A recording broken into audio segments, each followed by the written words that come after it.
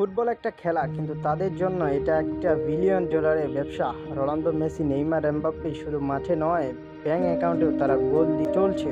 Football তারকা 2025 সালের সর্বোচ্চ আয়ের তালিকায় 1 নম্বরে থাকবেন ক্রিস্টিয়ানো রোনালদো। আল নাসর মোট আয় করেন 275 মিলিয়ন। সৌদি আরব ক্লাব থেকে বিশাল বেতন, ব্যক্তিগত জেট, 16 জন সহকারী আর CR7 ব্র্যান্ডের টাকা তো আলাদা। এখনকার বিশ্বের সবচেয়ে বেশি উপার্জনকারী অ্যাথলেট রোনালদো। নাম্বার 2-এ থাকবেন লিওনেল মেসি। ইন্টার মায়ামি আয় করেন 135 মিলিয়ন ডলার। শুধু অ্যাপেল, এডিডাস, ইনস্টাগ্রাম পোস্ট থেকে কোটি উপার্জন করেন।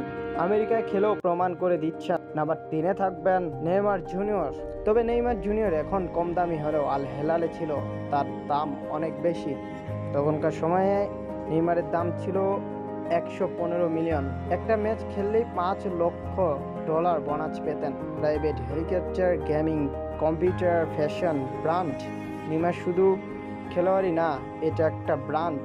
আর ইনস্টাগ্রাম এক পোস্টে 15 থেকে 20 লাখ টাকা আয় করেন। নাম্বার 4-এ থাকবেন কিলিয়ান এমবাপ্পে। রিয়াল মাদ্রিদ, তিনি আয় করেন প্রায় 90 মিলিয়ন। নতুন রিয়াল মাদ্রিদ চুক্তিতে পাচ্ছেন বিশাল বেতন। গেমের সঙ্গে চুক্তি, ফিফার বড় বড় কন্ট্রাক্ট তার বেতনকে বাড়িয়ে দেয় অনেক। নাম্বার 5-এ থাকবেন করিম বেনজেমা।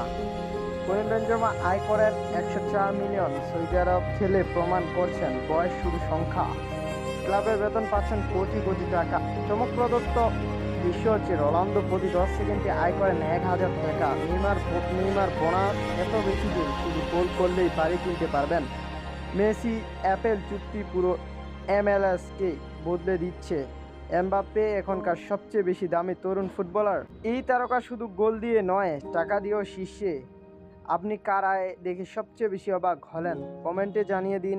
আর ভিডিওটি ভালো লেগে থাকলে লাইক, কমেন্ট, শেয়ার এবং সাবস্ক্রাইব করতে ভুলবেন না। তো দেখা হবে নতুন কোনো ভিডিও।